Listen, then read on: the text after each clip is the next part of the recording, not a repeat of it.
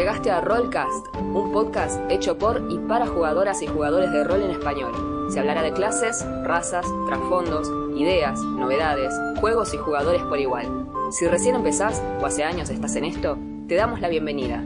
Y en las palabras de Descartes Kane, Stay a while and listen.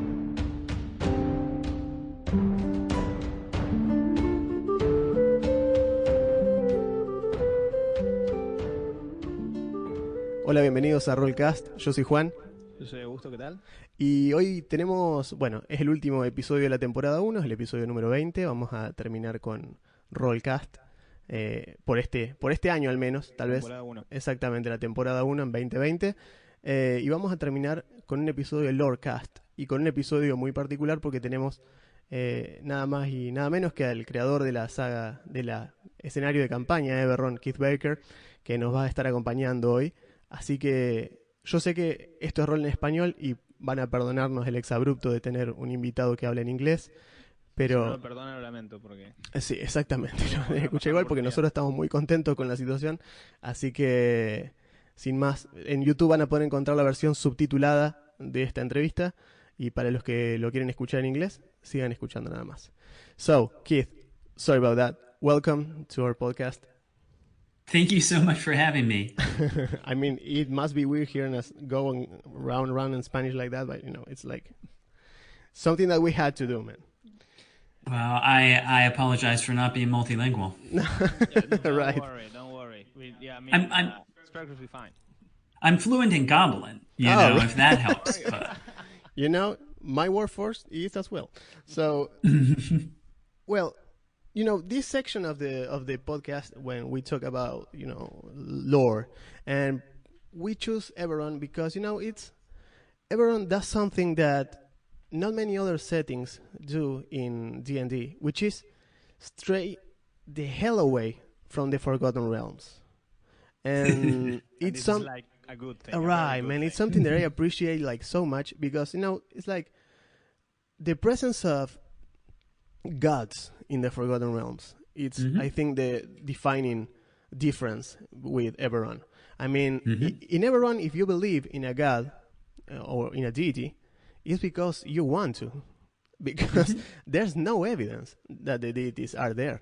Instead, in the Forgotten Realms, you can just meet Saint Hubert or Bahamut is chilling in a bench with 7 yellow cats somewhere. Or if you don't believe in any deity, your head gets like stuck into a wall in hell. So it's like not something that you can afford to do, like being an atheist or something. So yeah, it's an interesting point. When we were first creating the setting, that was a key point of it, because to me, the way Forgotten Realms does it is a way that D&D overall had generally done it since the first deities and demigods came out. Exactly. And just as you're saying, to me, that's such a different experience from our life. Of the gods, it's not a matter of faith. It's a fact. They're just there. They're these big, powerful creatures. And to me, it makes the gods more like professional sports team, where it's not that we question if they exist. It's just a matter of which one you're going to support. Exactly. Yeah. And with Eberron, we just wanted to be able to tell a different kind of story. And I think one of the things I remember that always struck me as funny was someone saying to me, well, if the gods don't manifest like that, why does anyone believe in them? Because and I was just like, it's just like real life. Do you live in our... Right, exactly. Yeah. I mean, it's like all our daily basis. I mean, we exactly. There's people going around with crosses on their necks. that's really interesting. Yeah. And it's definitely the point that I enjoyed the Time of Troubles. I like Greek mythology. There's a place for those stories. Of course. But we wanted a world where you could tell things like the lycanthropic purge, where the point is it's something the Church of the Silver Flame did, believing it to be a good action, right, but it had tragic consequences. Right. And that's the kind of thing where in a setting where the gods interfere the way they do in Forgotten Realms, you're like, well, why didn't they jump in and straighten things out? Right. Yeah, exactly. And, it's like like an argument for like super hero comics or something. Well, why do these powerful beings allow bad things to happen? Right. Exactly. And that's exactly the main thing, I think, from the start. I would just say is one of the core ideas of Eberron is that I wanted your player characters to be the heroes. Of course, and that's something like I really appreciate. You know, when in 3.5 you, Eberron introduced the term like action points. Oh man, I love action points. I started using them everywhere. It was like, it's an obvious tool, and today, 5th edition has made action points basically a part of the game with inspiration rolls. Inspiration is pretty my much ass. That's action points, and no one will tell me differently. Yeah. And that was exactly the point of that with action points. What we were trying to do was both to make the players, clearly feel exceptional in some way, and also to capture that sort of action-packed action, right, where the heroes can just beat the odds. You're like, oh, he'll never pull it off, and yet he does. You can jump from a moving train onto a pole and then do a backflip and land in your feet. Of course you can. You're the hero, man. Exactly. If you can't, no one can. Yeah, exactly. Yep. That's very interesting. Yeah. So I have like this couple of questions. For the people that don't know Eberron is like a, let's say, steampunk, but then replace steam with magic. Yeah, I would say magic. And it's magic punk, which is basically what it is. And the reason I fell in love with that campaign and with that campaign setting and the world as a whole, to the point that, I'm sorry to say this to you, Keith, but I torn apart many of the things you did and rebuilding to my liking.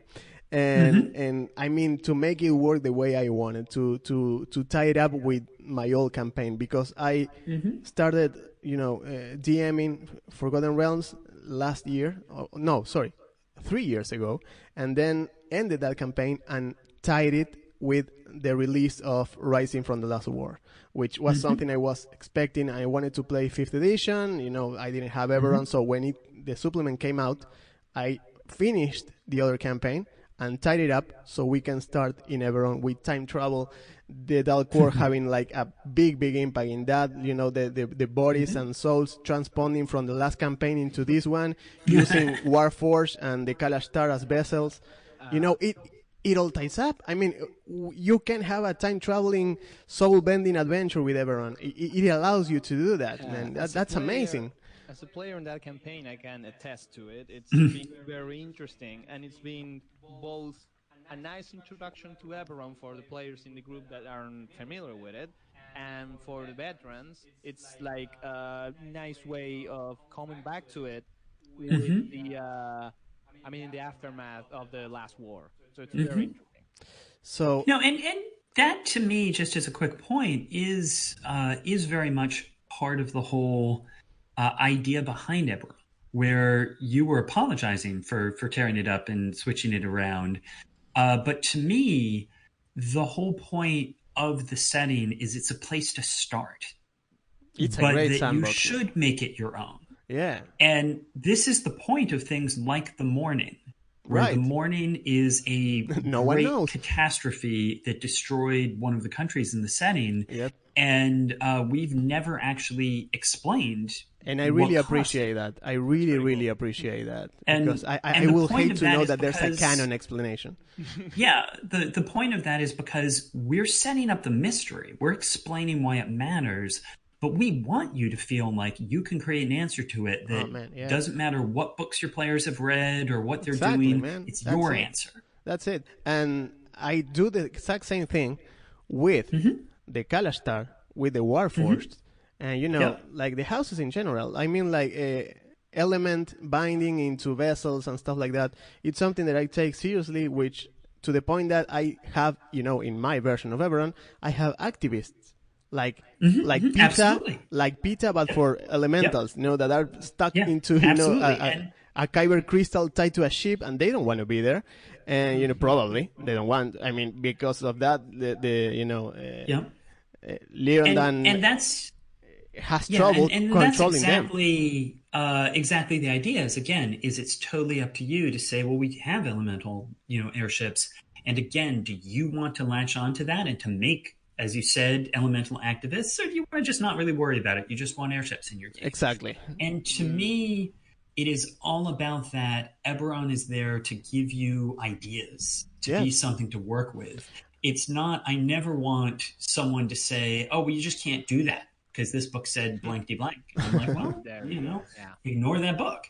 So it's always, it should be an inspiration, not something that stops you from doing it. It is. And I was just, showing Augusto last week my Eberron DM screen that I got like a couple of weeks ago. And because, to be honest with you, it just arrived on Argentina. So you can start to see how, how away we are from the off we are. distribution channels. I mean, we can have instant things like on Fantasy Grounds and stuff, like they have the manuals the day came out.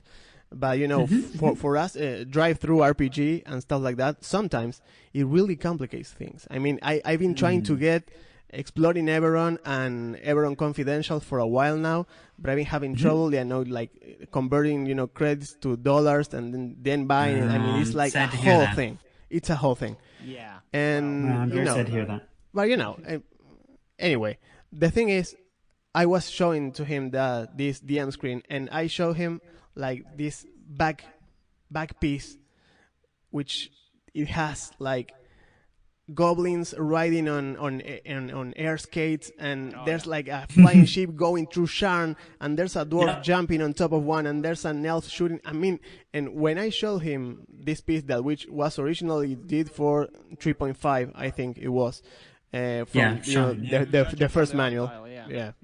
And I showed him that piece, and I said, well, this was the reason I got into Eberron. This illustration. How could you not? I mean, it was amazing, man. It was like Sunday morning cartoons with D&D, with steampunk, with Mad Max, and man, what was not to like? I do like from 4th edition. They made an illustration, which was the illustration I ended up using for the cover of the Wayfinder's Guide to Eberron. Oh, and yeah. It's a Warforged hanging off the bottom of an airship. Yeah, man. Preparing to drop onto a lightning rail. Right. Yeah. And to me, I'm just like, yes, that is Eberron right exactly, there. man. And he will be using a couple of action points to land that landing. Yeah, exactly. And it makes sense. It makes perfect sense. Well, just not to sidetrack a lot, and I have couple of quick questions I have prepared here for you, so you can guide us a bit about, and we don't keep rambling. So the first question is, where did Eberron came from? We know it was a pitch to Wizards Fantasy Search back in 2002, sorry. But mentally for you, where did that process, that world building started? So again, back in 2002, the Wizards of the Coast did the fantasy setting search, where they asked people to submit one-page ideas for a fantasy setting. So it was a very concise thing. It was only 1 page long. And I had, at that point, for 3 years before that, I'd been working in the computer game industry on a pulp-themed, massively multiplayer role-playing game. And that's something that didn't end up coming out. I basically quit the company because I was disappointed with how it was all going. But I had spent 3 years watching pulp movies, watching serials, things like that. So I had that tone in my mind. And so the first piece of Eberron was saying, what if you took that flavor, the pulp action, and put that into Dungeons and Dragons? Then the second key point of that is something that has always been important to me, which is the idea that the magic used by wizards in Dungeons and Dragons feels like a science. It is reliable. It's repeatable. In 3rd edition, magic items have a very static process for how you can create. A wizard can create a spell and teach it to another wizard. And then does permanence on it and make it an artifact. Exactly. And so basically the sort of point to me was always, if magic is a science, how come we never actually see it being treated like a science, see it being worked into the world, things like that. And so Eberron was saying, well, let's take that idea and say, if D&D is usually presented as the Middle Ages, what does it look like 300 years later? If in the Renaissance we had this science, where does it go? Absolutely.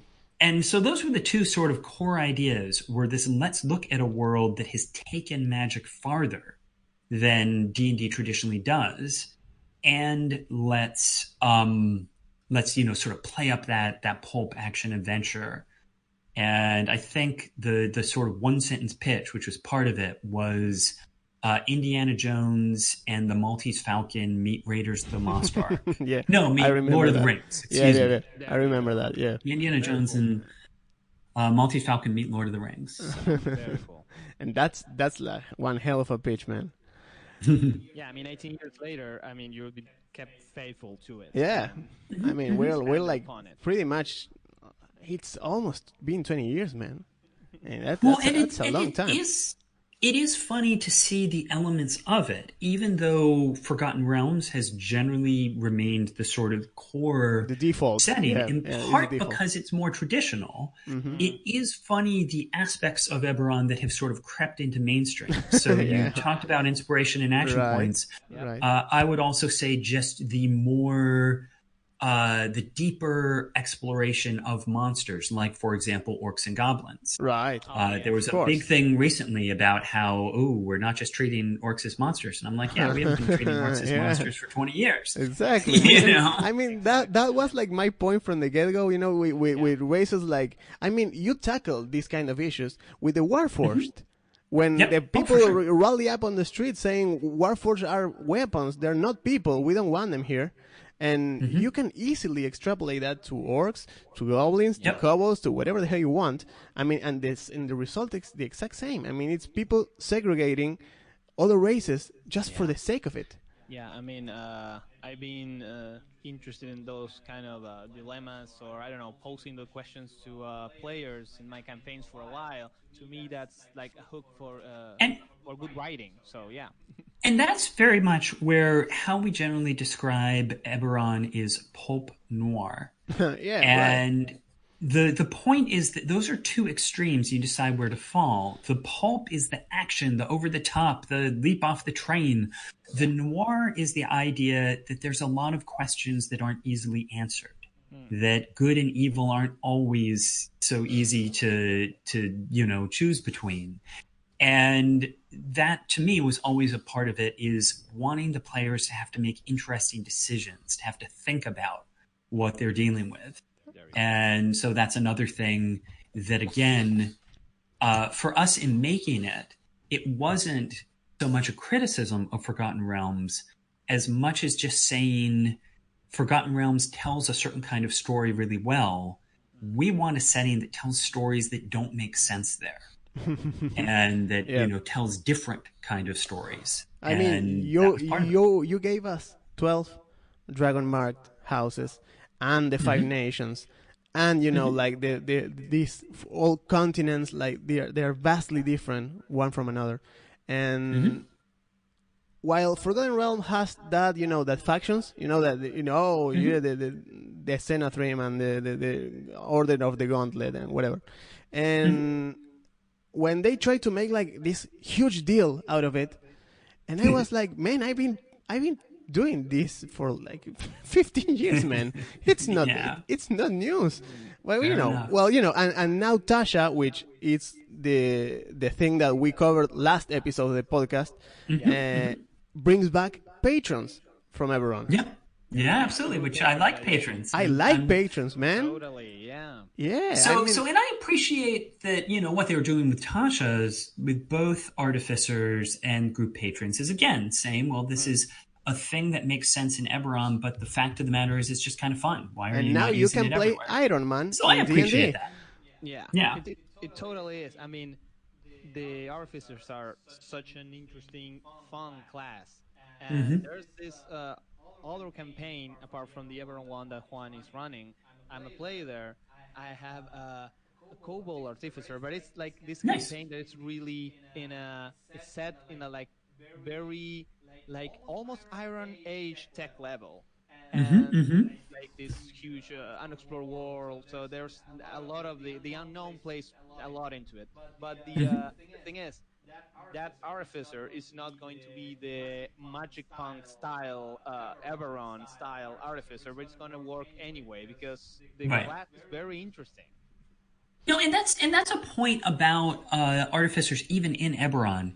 Is one of the things I call out is you can have 3 artificers from 3 different cultures and present them in very different ways. Exactly. And part of it is the idea that artificers. So I have to say, I'm getting ready to run an online campaign of my own called Threshold, which is going to be set in Eberron, and it's something I'm doing through my Patreon. You better set it in Eberron. Yeah. And right now I'm going through this long session 0 process where I'm working with the patrons to define the characters. Awesome. And one of the characters we're talking about at the moment, basically people choose the base concept from a list of 5, and then we go into more details. What's their class? What's their, secrets? One of the base concepts that's on my current list is a bartender who's made a deal with an archfey. Okay. And my vision of this character was as a Fey Pact warlock, where they've made a deal. Now they're a wandslinger. But someone in the discussion of it said, "Oh, but couldn't they be an alchemist artificer?" And I'm like, "Wow, you are absolutely right. They could be, where they're using like Fey magic to mix up. It's not that they're a scientist." And now, but they are still mixing up potions and things like that. Right. And now, even then in Tasha, now you can just, add a feat, and suddenly he knows a couple of, Arcfiend cantrips that only a warlock could know, just to flavor it up. Yep. And so I like that, that whole sort of point. And this is something I've talked about on my website for a long time, of just, again, the rules are the mechanical foundation. But we're the ones who figure out the story that makes sense with them. Yeah. And there's a lot of fun concepts you can do with characters that don't fit the default lore of their class, but that totally make sense with the abilities they can do. Oh yes. So, kind of a follow-up question to that one. What will you do different if you had to rewrite, to repitch that same idea 20 years in perspective? Yeah, like, it's hindsight, and in hindsight, we all have, 20/20 vision. But, what would you do different if you had to repitch that campaign back in 2002? Well, I mean, the funny thing about it, of course, is that to some degree, that is what we did with Rising from the Last War. Right. Was because we did change a number of things. One of the key things I'll call out with Rising was we changed the story of the Mora dwarves, where the dwarves had always sort of been called out as not really being that interesting compared to many of the other races. Compared to the halflings, sure. Compared to halflings on dinosaurs. They just felt more like dwarves. They're riding on dinosaurs, man. Hard to top. Yeah. And so that's one example. I will say that similarly, when we did the 4th edition incarnation, we made a couple of changes, and one of the biggest ones there was that I didn't feel that with the original 3.5 release, we had given enough weight to the war. Right. That the idea was that this was 100 years of war that had only just ended. 4 years ago, yeah. Yeah, and that the only reason it had ended wasn't because anyone had won, but because people were terrified of the war. Yeah. And they just had to stop. Yeah, and so there was a little bit in some of the early 3rd edition books where people just kind of ignored the war.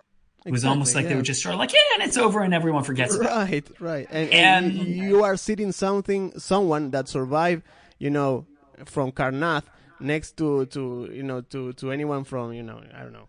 And Terrain, and they're just getting along fine. That dude used undead things to fight against you, and now you're just having a beer in a bar with him, like nothing ever happened. I mean, that's weird. Exactly.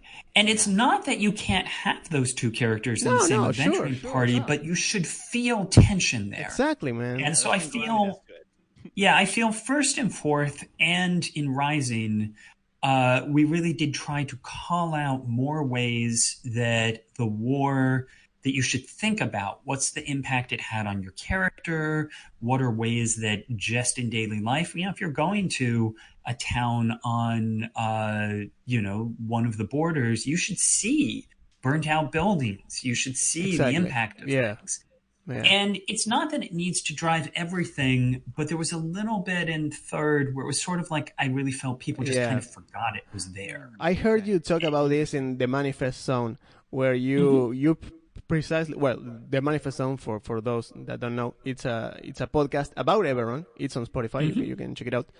And after you hear this, and Keith talks there about this specific topic where you kind of hoped they will pick up that in the one of the adventures they released for Eberron, and they like missed that mark. Like they could have go into more depth with the war, because like you said, the war ended 4 years before any campaign starts, or at least that's what the manual says. Like the default the default setting is 998 the YK morning, and there you start. Happened 4 years ago. Exactly. The Treaty of Thronehold was only 2 years exactly. I mean, that's even worse. There's a bunch of people that want to uphold to the Treaty of Thrones, and I mean, they won't. And if we learn something from, wars in our world, is that 2 years is like nothing. That's nothing, man. Of a time for everybody to realize that the war has actually ended.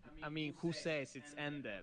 Right, and that thing, like, that gave me that, I'm sure this crossed your mind, but to have some kind of a supplement that that guide us through having different fronts in the war where your character may have fought. I've read your comics, some of the comics that based on Eberron that talk about this. I read some of the novels that talk about this, and they cover like pieces of the war. And it's amazing. I love military conflict as a history theme. And Eberron has so much like to give with those, the amount of borders and factions and interests, and Caer. I'm saying it Caer, but I never know if it was Cire of Caer or So Sire. there's no wrong way to say it. What I've said before is it's pronounced different ways in different parts of the world. I so got the that. way you're saying it, someone says it that way, right. And then someone somewhere else says Seer, somewhere else says Sire. Exactly. There's no wrong. There's no wrong answer. Okay, fair enough. That's a great answer. And I've always loved that, like, we have common, like a language in Eberron, but the common from Caer and the people that survive Caer, that are living in Talenta, that are living in Valinar, or whatever they can. They have that accent. They have a Caer accent. Exactly. And that they were from Caer. Exactly. And that's a huge part, man, because that's like, where here in Argentina we have like, I don't know, I want to say 10 distinct accents, but I know some of the U.S. accents. We more or less know them because TV, movies, and series, whatever. They used to portray them like really exaggerated, and we know a couple. But here we have like 10. And if I've been doing it lately with online DMing, which allows me to goof around a whole more with voices because they are not seeing my face, which is like a huge deal. Yeah. It's like hiding behind the DM screen. I can do an old lady with no shame. No accountability. Right. And Eberron always had that that region feeling. That people in this region talks like this, and they don't do this, and they like dogs more than cats, and because because dogs, they are used for work while cats do nothing. So people that here that works the field a lot more, they prefer dogs. Instead, people in Sharn prefer cats and other kind of things because it's crowded. It's a tall city. The treats are. And don't forget about your ghost tigers, right? in Wayland. But that is that's a very good point, and that's one of the things we also called out with Eberron was that same approach to the races actually. Is that while you have certain like elf cultures like the Irani and Valinar, part of the point we've also said is, well, as an elf, you probably actually, if you're from the Five Nations, you think of yourself as being Brelish first. Right. Then you're an elf. Right. That it's not like all dwarves are part of the Brotherhood of Dwarves. Exactly. A Carnathi dwarf and a Thrain dwarf are completely different. Yeah. I completely, I really like that about Eberron. It feels like it skirts or sidesteps or avoids the that feeling that D&D sometimes has of the races having monolithic cultures. It's like exactly. all dwarves are the same. Yep. So that's very well portrayed. Yeah. I think that just speaks to a general point about what we were trying to do with Eberron when we made it in the first place, was just trying to have a world that in some ways felt more real. That I'd say Forgotten Realms in many ways embraces the sort of tropes of high fantasy. Oh, yes. And with Eberron, we wanted something that felt a little more gritty, a little more like our world. And that comes back to what we were talking about with the gods. Yes. The point is the gods walking around as they do in FR is this more fantastical concept. Whereas in Eberron, we wanted to say, let's actually have faith be like it is for us, that it is something that can't be proven. Right. And all of those little things were largely, as I said, sort of trying to say, let's think of dwarves as actually people rather than as a stereotype. Exactly. Yeah. Not just a race, which I really appreciate what you did with half-elves. I mean, I think that was brilliant. That like the half-elves took Corvair as their own continent. I mean, it's not from humans. They have Sarlona or whatever. Now we have Corvair. Corvair, it's ours. And for me, in this new campaign that I'm running, where Augusto has the Cobalt Artificer, half elves are majority because it makes sense. I mean, it's the better race. I mean, they live longer, they breathe the same as humans, but they are pretty much better in every way. Right. I mean, which in 5th edition should be called normal vision, and not having it should be called worst vision, because everyone has dark vision. And you can have facial hair if you're half. I mean, you have facial hair. That's so big, man. That's a huge deal for me. I can't have a character with no facial hair. Yeah. The actually that the world in that campaign that I mentioned, it isn't, I think, but it feels like a really, really far-flung post-apocalyptic Eberron future in a way. Oh, so, nice. Yeah, it is. It is very interesting. I mean, I'm excited to play in it. So yeah. I had a question that if we mentioned races, I really like the very distinct races in Eberron, but I would like to ask you if you had. I mean, I could ask about either the Warforged or the Kalashtar or the Shifters. I really find them interesting in different ways.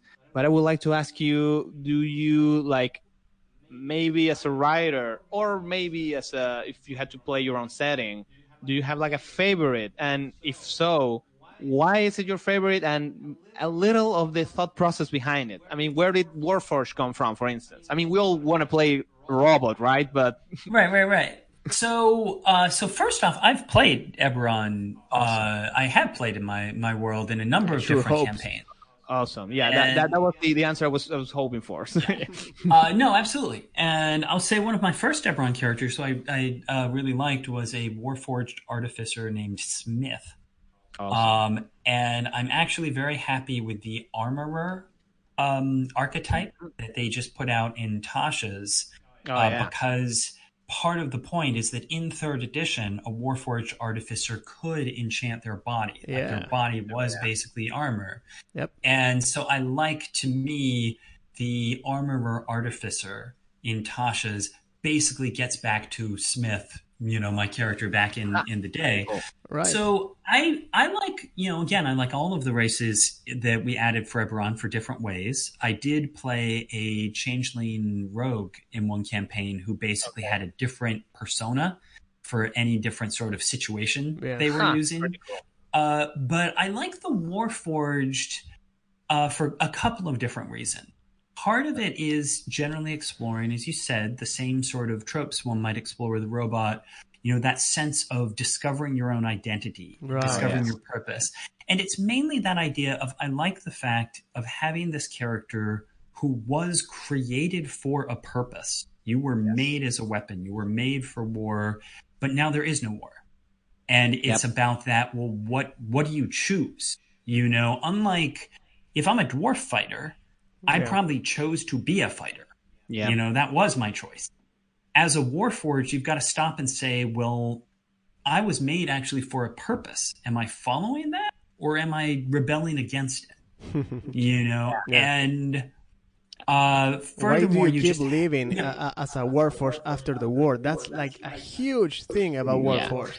Finding purpose. I think it's an interesting shortcut to a very interesting existential questions. Exactly. And so I like exploring those sort of things, and the Warforged makes it, it's a very easy opportunity to sort of start thinking about things like that. And especially then when you get into like the Warforged Artificer, where you are sort of actually, a self-made person, as it were, you can do a lot of interesting things with that. But I played a lot of different characters that I've really enjoyed. Some of them have been using the Eberron races. Some of them I played a half-orc paladin in a 5e campaign that was basically the Gosh Kala, the orcs that follow the Silver Flame and guard the Demon Wastes. And so again, it wasn't that it was a new Eberron race, but it was taking one of the distinctive cultures of Eberron, and one of the ones that, again, is slightly unusual. It's the orc culture that has actually been following the Silver Flame far longer than humanity. Right, back in the marshes. Yeah, and so that was a fun character to play.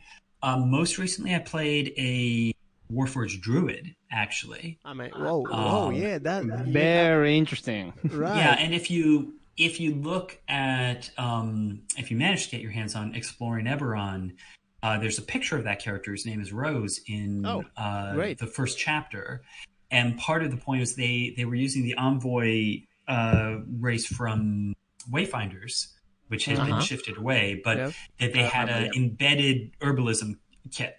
So they were sort of growing flowers, from out their body, of their roots. And it was just a fun sort of thing to explore. The animal forms? You use that variant where they are kind of like mechanical, like the Warforged? So this is the thing, is that Wizards has always officially said that Warforged Druids become normal animals. I've never liked that. That makes no sense.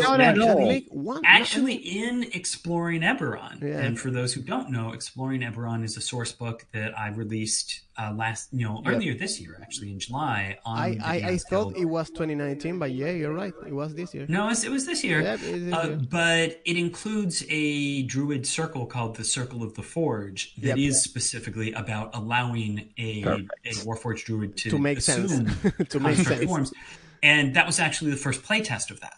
I was making this character, and I said, I want to be able to turn into Warforged animals. So let's make that. My brother is playing like a Warforged artificer, and he's like, he's like an existentialist dude, like all around. And the idea of him playing a Warforged is like, he's so mad at everyone. I mean, he's so mad at people mistreating him for being a Warforged, looking him weird. He gets up on anyone's face, like this towering, 7 feet Goliath made of, steel and wood. And he's obsessed with this thing, like, why can't my race create life. Yeah. He's so mad about that. It is very interesting. If I might chime in, I'm also playing Warforged, but it's like I'm playing an arcane archer when I'm going to maybe branch into some kind of magic. It goes back into the character history. And with Juan's brother character, we're both like been thinking about defecting to the Lord of the Blades for a while. Yeah. Yep. Yeah, Well, it just makes sense. In my novels, the second novel, the Shattered Land, there is a whole subplot where the character Pierce ends up with a group of Warforged who essentially are followers of the Lord of Blades, and part of the point is saying, it's in some ways hard not to sympathize with them. They have met an NPC I threw at them, which is like this agent, like this recruiter for the Lord, that just walks up to Warforged, watch them, how they work, how they live, and they say, hey man, like you could be doing better, man. You could be having like so much of a better time. Extremely charismatic individual we've met a few times, and Juan's made a compelling argument about it. So yeah. I mean, it just again the back argument to that makes idea. it makes itself. It's like, I mean, Warforged are like this, this lost child in this, this post-war world. And that's back to that core idea of wanting questions that don't have easy answers. Right. That, having to say, is the Lord of Blades a villain? Or exactly. actually are they, potentially in the right side? I love how many, unanswered questions the setting has.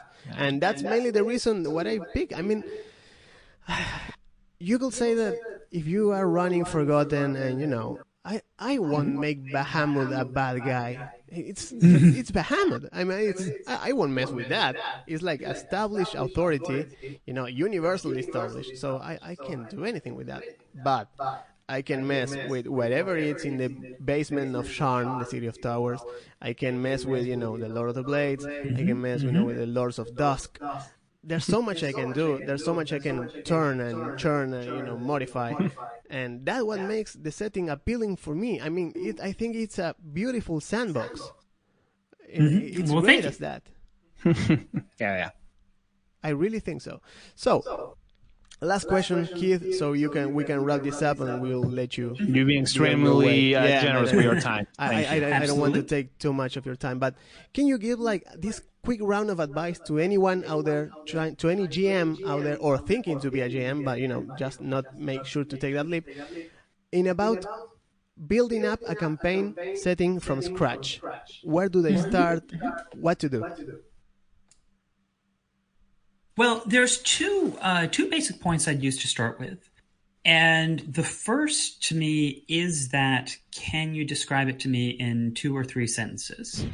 Very good. What is the core idea? What makes this interesting? Not just, well, it's kind of like our world, except I think there's dragons and I have, this and I have that. Is if you can't tell me, again, in 30 seconds, what is the coolest thing about your world? What is it that makes me want to play in this world? Then I'd say, hey, try and refine that concept better, And again, it can be deeper, it can be more complex than that, but you still want that. At the end of the day, what is the most compelling thing about this world? Because then as you go forward, you always want to say, and am I using that? Am I building on that? So that's thing one, is, make sure you have that compelling guiding concept and that you work with that. That a second thing, what Einstein said, that if you know something, you can explain it really simply. If don't, then you don't know it. And if I've got to have an hour to tell you what makes my world interesting, then that's a problem. Right. Yeah. Another thing, that is a point, is to stop and think, how is my world different from our world? And what are the logical consequences of that? Oh, very good. If we could raise the dead, as long as we had diamonds, what would that actually mean? How would that look like? Yeah, that's a weird phrase, man. That's one weird phrase. Yeah, That is very good writing advice. That's good. Yeah, so think about the consequences of the changes that you're making. The other thing I would say is you don't have to make the whole world. If you are making a game to play with your friends rather than to sell, you don't have to figure out every detail about it at once. What you need to figure out is where are you beginning? Where does your story need to, what do you need to tell the story that you want, and build out from there. For example, I am telling my threshold story in Eberron, but if I wasn't, what I'm saying is this is a town on the border of Droam and Breland. Right. And it's a mining town, and I'm like going through it just right now. I'm saying, well, who are the most important characters in this town? What is the resource that the town, what's its industry? Is there a archfey that has power here? Because it's next to Droam. Right. How's that going to affect it? Are there raiders? Are there things? But basically, it doesn't matter what's going on in the Lazar Principalities. It doesn't matter what's going on in Sorlona, because this game is never going to go there. We'll cross that bridge when we get to it. Yeah, what I need to know is everything about Threshold and the region right around it. Right. And as we go, some point we're going to say, maybe we want to go to Sorlona, and then I'll figure that out. Right, exactly. But what I need to know are the things that will impact this region. Absolutely. The last thing I would say is, again, just quick advice, is as a DM, it is very easy to sort of get lost in creating lore, to sort of just go down the rabbit hole and just keep going. And to me, it is always important whenever I'm adding something new to stop and say, how can I use this in a game? Why will a player character ever care about this detail? Can I come up with 2 or 3 reasons that would make this part of a story? Because if you can't think of a reason that a player character will ever want to know whatever the thing you're making is, then you're kind of just, doing it for the sake of doing it. So that's actually great advice. So there you go. That's some tips to get started. Perfect. Thank you very much. It's great. I mean, it's exactly what I've been doing. Like this new campaign that I'm making, which is Usma, and I just started with this idea. Like civilization has been torn up, and for the last 300 years. We are stood up on this little village, and we can't go down because there's like some fumes or something that will mess you up if you go down. So, in the last 2 years, those fumes clear. Go. That's it. There's no maps. There's no knowing of the territory. There's no knowing of the land. They have to map out everything. They have to name creatures. They don't know anything. And it's very interesting. If I had to, I didn't write it, Juan did, but if I had to, make that sentence pitch you mentioned, I would say post-apocalyptic, but really like Iron Age post-apocalyptic Eberron meets Monster Hunter. Right. I would say that. And I'm just saying, already I'm like, that sounds like a game I'd enjoy playing. Right. And furthermore, this comes back to the other point I was saying of you've got that starting point. People are coming from the village, they're going out from it. And this is where I'm saying is you don't have to know everything about the world to start that off, in part because the players aren't going to know everything about the world. Yeah. And I count on them to help me build it. I mean, it depends on them. Yeah, exactly. That is a huge point that I have to agree with. Of this is the thing of whether you're making the world for yourself, and when I say yourself, I mean you and your friends, right. or whether commercially. you're trying to sell it. Right. Yeah. If you're making it for you and your friends, one of the best things you can do is try to draw the players into making it with you. Right. And I'll world say building should be cooperative. Yep. In my Threshold campaign that I'm running online, the very first thing I did with the Session Zero was reach out to my patrons and ask them questions about the town. I said, what's the dominant religion of the town? What's the secondary religion? Pick 3 of these 5 groups, which included Brelish Brelish veterans, right. goblins from Sharn, refugees from the Mournland, sort of these different groups that said, well, which of these are part of this town? Because again, I could just make that up.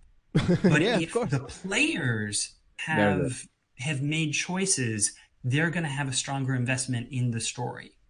And so the more you can sort of get your players' input on things, the more they will care about it. Right. That's great, yeah. Yeah, I really much agree with that.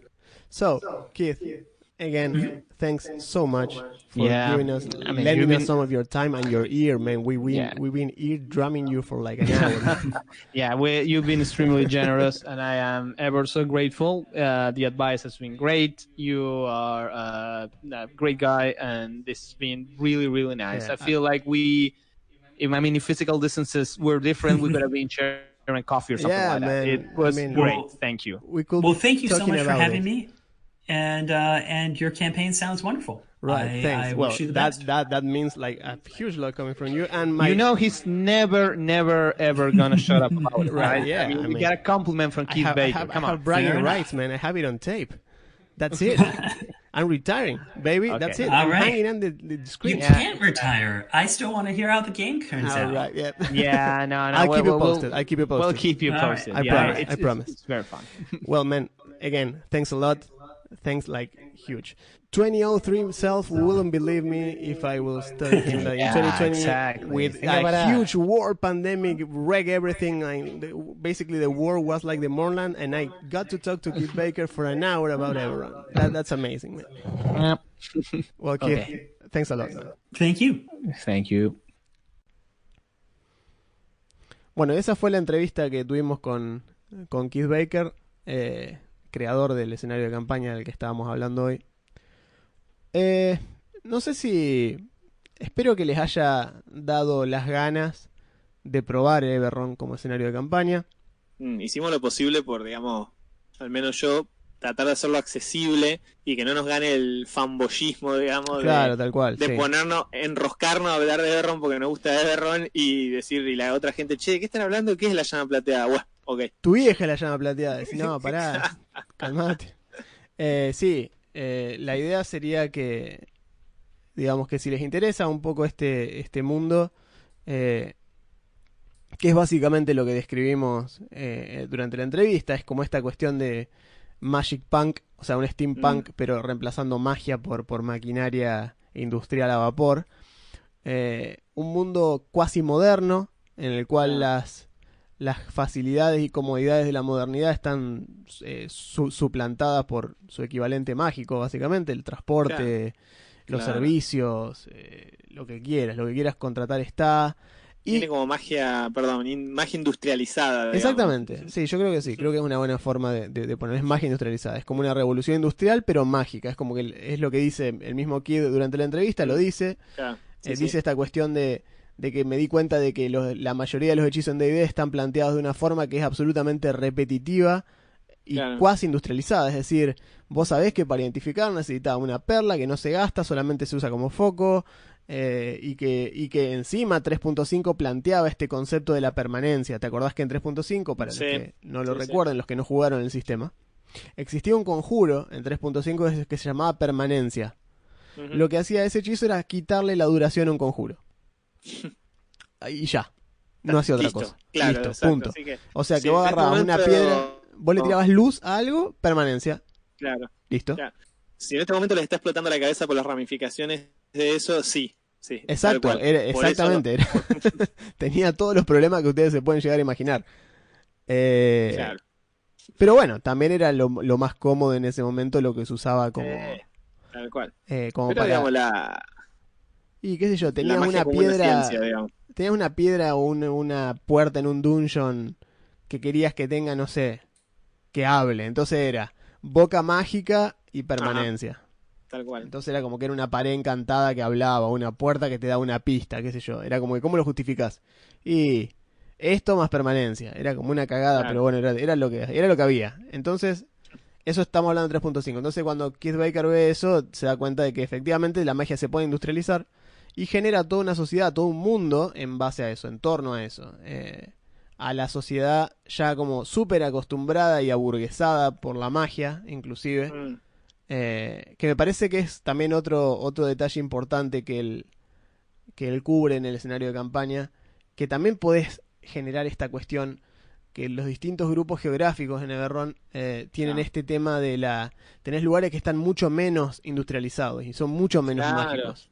Claro, y el hecho de que él dice que de las influencias, digamos, el pulp noir que él menciona. Claro. La parte pulp incluye también la exploración de estos lugares desconocidos y, digamos, la aventura a lo Indiana Jones, digamos, es que esos héroes que vienen de este mundo de magia industrializada, además, van a lugares donde esto es completamente distinto y se enfrentan a cosas místicas del pasado que pueden funcionar de otra manera.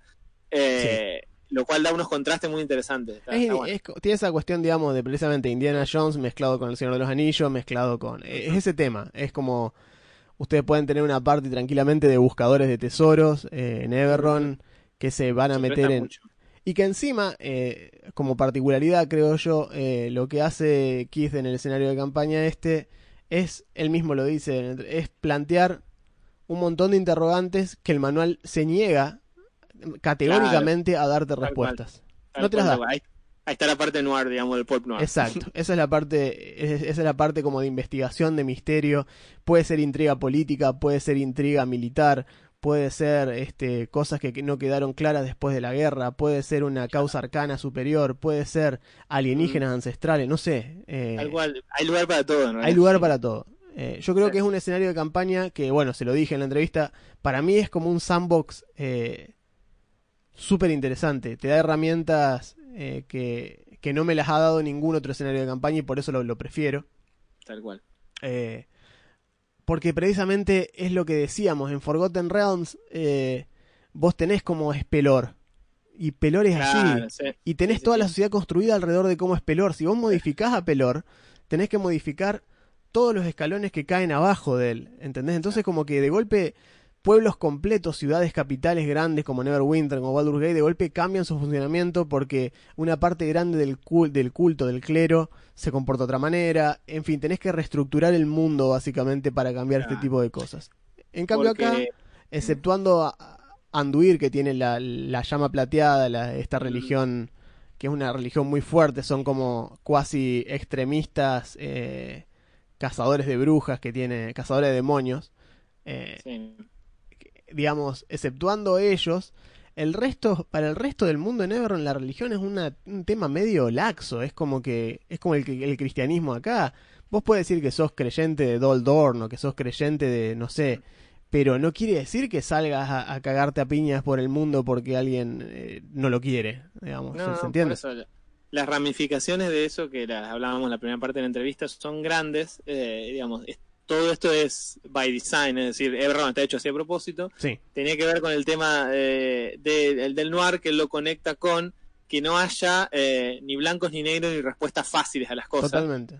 Que es lo que se separa del D&D más clásico tipo Forgotten Realms. Yo estoy acostumbrado a, digamos, mi escenario de campaña o lo que suelo dirigir, tiene un poco así de ese gris moral y que los jugadores tengan un poco más de decisiones, digamos, decir, y más intriga, ese tipo de cosas. Pero si vos das un paso atrás y realmente querés dirigir una cosa como Forgotten Realms, como Reinos Olvidados, tiene completamente razón que hay que decir, che, el hecho de que los dioses estén ya te mete en un cajón, digamos, o los dioses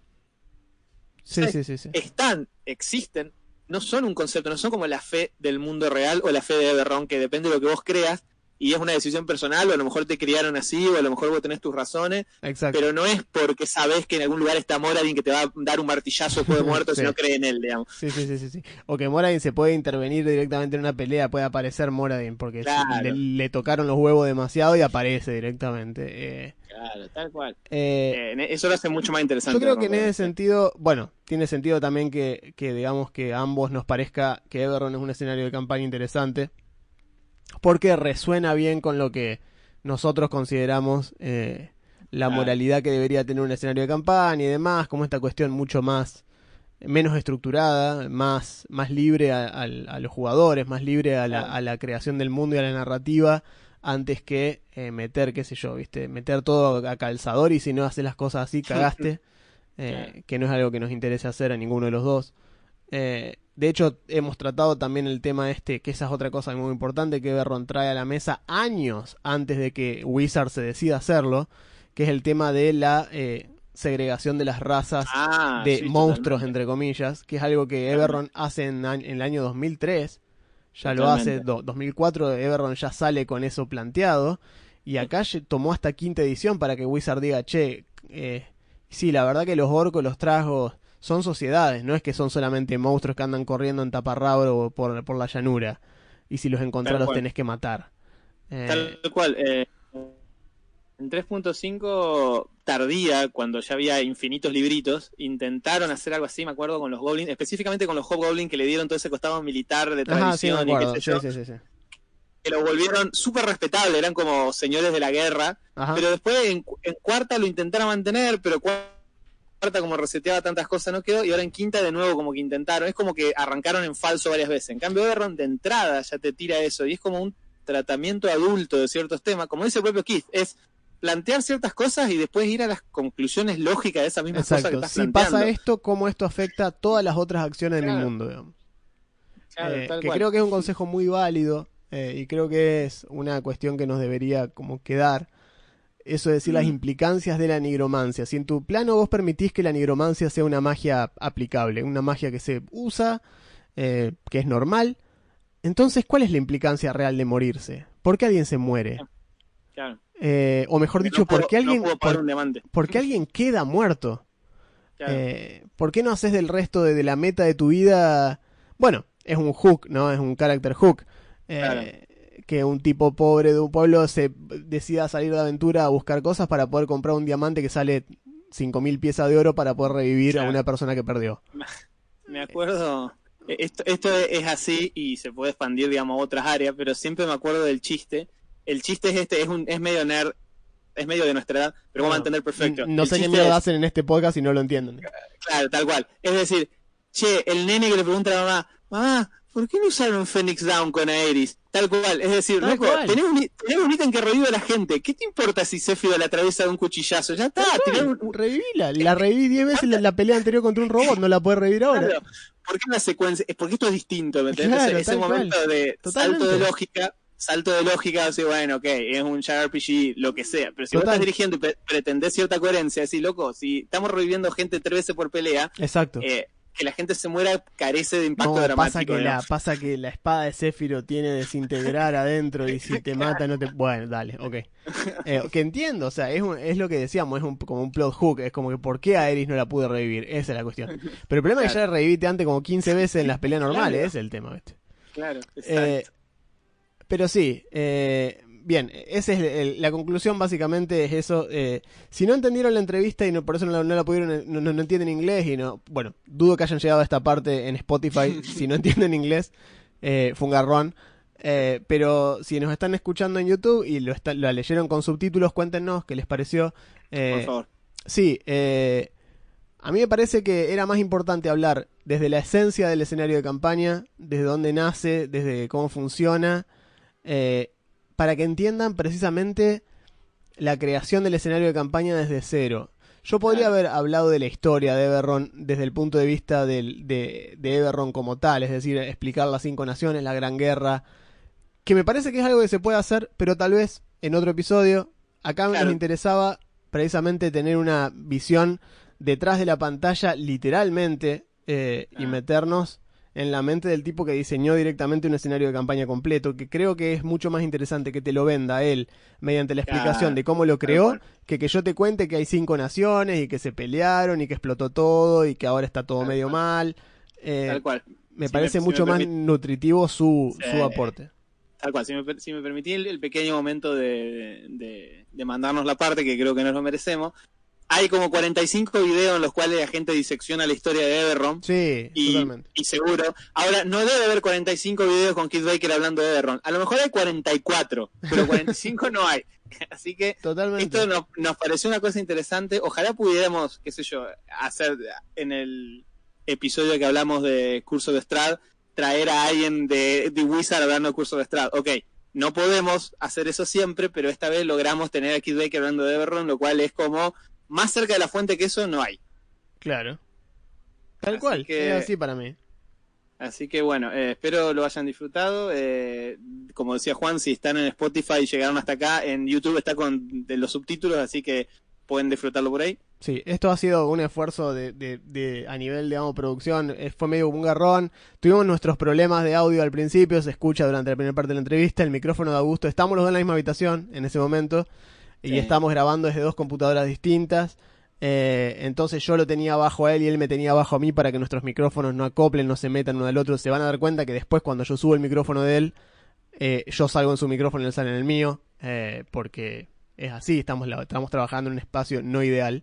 Pero bueno, creo que el gesto de la entrevista se entiende bien. Tal vez no tenga la calidad de audio que han tenido programas anteriores, pero es un viaje con el que hemos... Claro. Es un tema con el que hemos lidiado desde el primer episodio. Hemos llegado a un setup que nos convence, que sonamos bien, que me parece que está bueno. Acá lo tuvimos que romper y desconfigurar un poco en pos de la entrevista. Creo que lo vale, no me molesta. Así que bueno. Y vamos a hacer un pequeño corte acá. Vamos a hacer un corte por nos vamos a tomar unos 15 días. Cerramos la temporada. Cerramos la temporada acá. Probablemente hoy estamos ustedes van a estar escuchando esto el jueves 26 de noviembre. Ya después de ahí pasaríamos al 3 de diciembre y al 10 de diciembre y al 17 de diciembre. Intentaríamos volver el 17, tal vez volvemos el 17, grabamos y tal vez sacamos algo porque después queda 24 y 31. Nosotros también elegimos 2 fechas hermosas. Claro. Bueno, ya vamos a ver bien qué hacemos. Vamos a ver cómo hacemos el corte.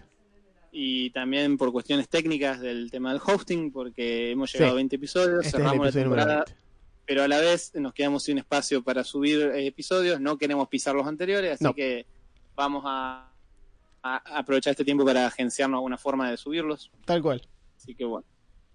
Bueno, así que bueno. Esto ha sido nuestra entrevista con Keith Baker, nuestro Lordcast. Rollcast Season 1. Sí, es el final de la temporada 1. Para la próxima no creo que cambiemos el opening, porque el presupuesto nuestro no es el mismo de una serie japonesa. Así que... Y aparte no llegamos a los 26 episodios, eso es otra cosa. Tal cual, no tenemos uno cada 15 días, ¿qué onda? Claro, viste, como Kenshin, que vos decís, che, ¿por qué después hay tantos ending Kenshin? Pero bueno, veremos qué cambios traemos para la segunda temporada.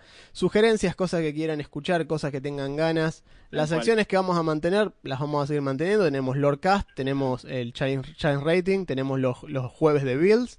Ajá. Y tenemos los Essentials o los Basics, que son esas cuestiones que hablamos por ahí a nivel reglas, cuestiones así. Y no sé si me está faltando uno. ¿Me está faltando uno?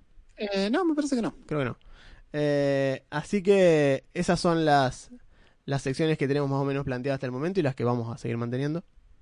Así que bueno. Sugerencias, comentarios, lo pueden dejar abajo como siempre. Probablemente en este hiato subiremos algo, tal vez suba, como habíamos dicho, alguna de las sesiones de Usmar, que es una campaña que empezamos hace poquito, tal vez suba eso. Bueno. Ya veré. Estaría bueno. Iremos viendo qué onda con eso. Así que bueno. Esto ha sido todo por la primera temporada de Rollcast. Gracias por habernos acompañado hasta ese momento. Gracias por escucharnos. Ha sido un lindo viaje. Esperamos podemos seguir. Sí. Y nosotros nos juntaremos el jueves, aunque no tengamos que grabar, para, no sé, festejar que terminamos esta primera etapa. Tal cual. Abrimos con... ¿Con qué abrimos? ¿Con shawarma? ¿No? ¿Con qué abrimos? Abrimos con comida... sí, creo que abrimos con comida árabe. Y fuimos haciendo como una variaciones, así que vamos a ver con qué cerramos. Vamos a ver con qué cerramos. Okay. Bueno, esto ha sido todo. Yo soy Juan. Yo soy Augusto, gracias. Y esto fue Rollcast.